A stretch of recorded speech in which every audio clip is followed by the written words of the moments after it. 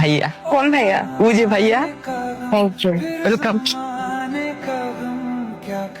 কি ব্যাপার ডেস্কে এগুলোকে রাখলি? চকলেট তা খেলে আমি খুশি হব, আমাকে কে চকলেট? আবার? হ্যাঁ আবার ওই যে ভাইয়া। হাসতেছি। ভালো। এই যে ফুল, কিছু বলবো না? কি বলবো? লেখালেখিতে তো অনেক কিছুই বলা যায়, মুখে কিছু বলবো না? কি বলবো? তুমি দেখো নাই? আমি লিখি না তো, আমার হাতে লেখা ভালো না। Shit. ভাই তোমাকে আমি অফিস শেষ করে দেখতেছি, দাঁড়াও। রাখো তো, ফোনে রাখো। কি হাসতেছি। হাসতেছি মানে? ফুল, কিসের ফুল? চকলেট। কিসের চকলেট? বুঝাই বলি, আমার চকলেট ফ্লেভার ভালো লাগে। তোমার? আমার থাপ্পড় দিতে ভালো লাগে, খাবেন? একটা কথা বলি, কিছু মনে করো না। তুমি কি বাই এনি চান্স আমাকে চকলেট ফুল চিঠিগুলো দিচ্ছ? যার কাছে যাচ্ছে সে অপমান করে দিচ্ছে, বলো না তুমি দিচ্ছ। তোমাকে কেন এসব দিতে যাবো? আজব, ম্যানেজারের সাথে রিলেশন আমার। অফিসের একটা মেয়েও দেয় নেই, কিন্তু গিফটস গুলো আসতেছে অফিসের ডেস্কে। তুই কেন আমার ডেস্কের উপরে চিঠি ফুল চকলেট দিতে কিনা? আমি এটা মেনেই নিতে পারতেছি না।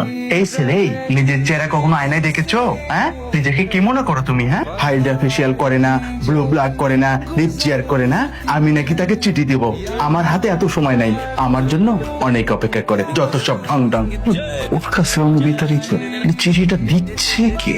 এত্তুগুলো করে প্রতিদিন আমার টেবিলে ময়লা ফেলা যায়। কে ফেলা যায় মনে? মর্নিং শিফটে কামাইলা, আমি হচ্ছে অফিসের এক্সিকিউটিভ, আমি তো ক্লিনার না।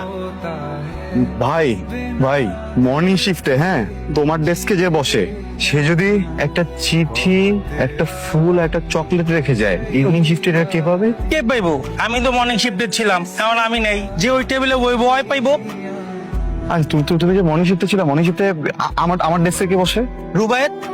ওলা আপনি তো প্রথমে যখন আপনার নামটা জানতে পারলাম রুবায়াত, ভয়ঙ্কর মেজাজ খারাপ হচ্ছিল। ভাবছিলাম মানুষটা হয়তো বা দেখে বিদ্যুটে হবে, কিন্তু না, মাশাআল্লাহ।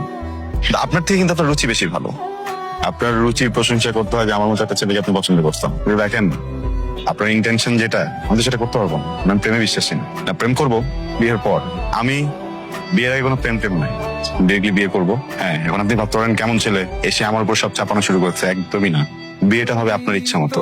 ফ্যামিলি নিয়ে বিয়ে হবে নাকি একা একা পালিয়ে বিয়ে করবো, এটা আপনি ডিসাইড করবেন। এখনই অস্থির হওয়ার কিছু নেই, আমার ইয়ার্স। মানে আপনি চাইলে আমরা দুজনে কিন্তু বিয়ের আগে ঘুরতে ফিরতে পারি, সিনেমা দেখুন।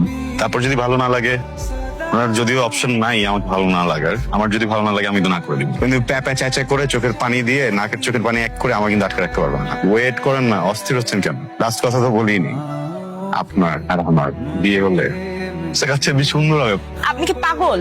হ্যাঁ, আর কথা তো শেষ করি না, কথাটা শেষ করতে দেন। ধরাধরি করতেছেন কেন? সমস্যাটা কোথায় আপনার? স্টুপিড একটা। ফুল দিল, চকলেট দিল, থাপ্পড় দিল, হ্যাঁ